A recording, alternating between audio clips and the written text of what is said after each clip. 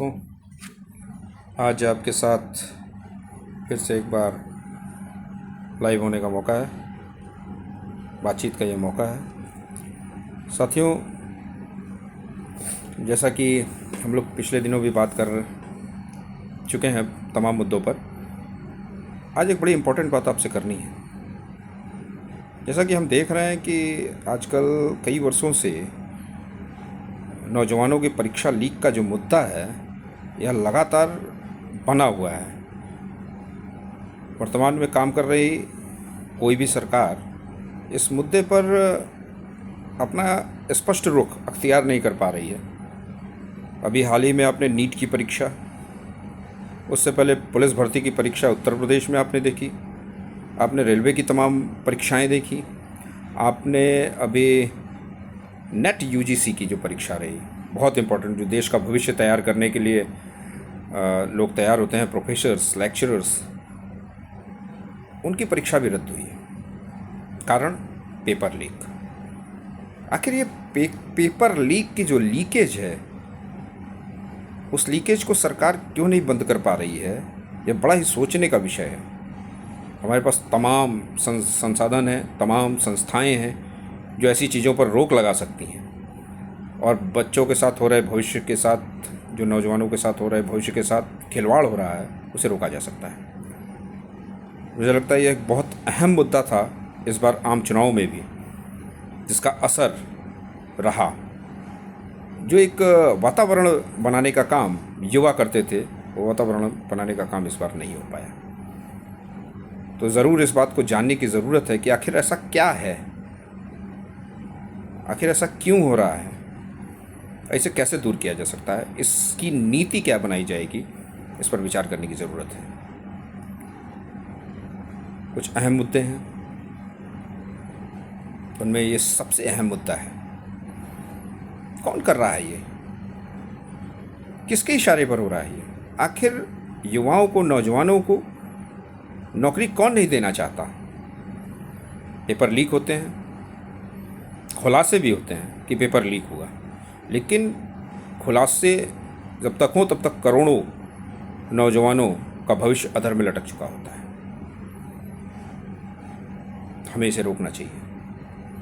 मुझे लगता है कि प्राथमिकता के आधार पर सरकारों को इस पर नीति बनानी चाहिए। परीक्षा कराने की जो संस्थाएं हैं, जो एजेंसियां हैं, उन पर नकेल कसनी चाहिए। आखिर ये पेपर लीक की जो संभावनाएं हैं, जो पेपर लीक की कोशिशें हैं, तरीके हैं, इन पर अंकुश क्यों नहीं लग सकता। हमें अपने अफसरों पर भी पूरा भरोसा है, अपनी सरकार पर भी पूरा भरोसा है, तो ऐसा कर सकती है, लेकिन इसके लिए नियत की आवश्यकता है। मुझे लगता है कहीं ना कहीं नियत में कुछ कमी है, कुछ खोट है, जिस कारण यह लगातार बनी हुई है। मैं उत्तर प्रदेश सरकार की बात करूं या देश में तमाम राज्य सरकारों की बात करूं जहां पर इस तरीके की पेपर लीक हो रहे हैं, आखिर बहुत से राज्य हैं जहां परीक्षाएं हो रही हैं लेकिन पेपर लीक नहीं हो रहे हैं।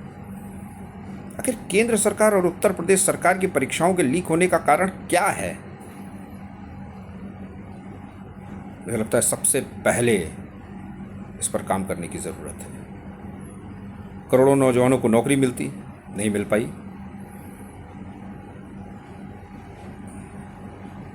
केंद्र सरकार के बहुत से पद रिक्त हैं, भरे जा सकते थे, नौकरियां दी जा सकती थीं,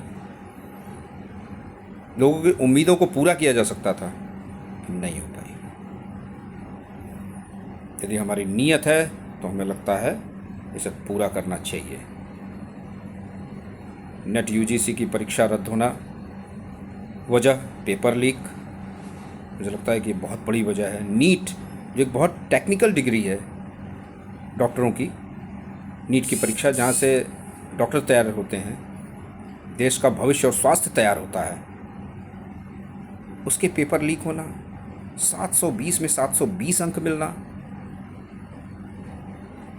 सोचने वाली बात है कि हमारे स्वास्थ्य के साथ कितना बड़ा खिलवाड़ हो सकता है भविष्य में। उनके लोकल एग्ज़ाम्स में, लोकल परीक्षाओं में उनका फेल होना और नीट की परीक्षा में सर्वाधिक अंकों के साथ बेस्ट रैंकिंग प्राप्त करना स्वतः संदेह के घेरे में रखता है।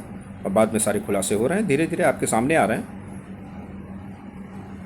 तो देश के भविष्य के साथ हो रहा है ऐसा खिलवाड़ कतई आज का नौजवान बर्दाश्त नहीं करेगा। और सरकारों को युवाओं ने आंदोलनों के माध्यम से चेतावनी दी है कि ऐसी व्यवस्थाओं पर रोक लगनी चाहिए और हमें ऐसी चीज़ें पसंद नहीं हैं जो हमारे भविष्य को खिलौने की तरह खेलने का काम करें। और देश को अच्छे डॉक्टरों की ज़रूरत है, अच्छे स्वास्थ्य के लिए,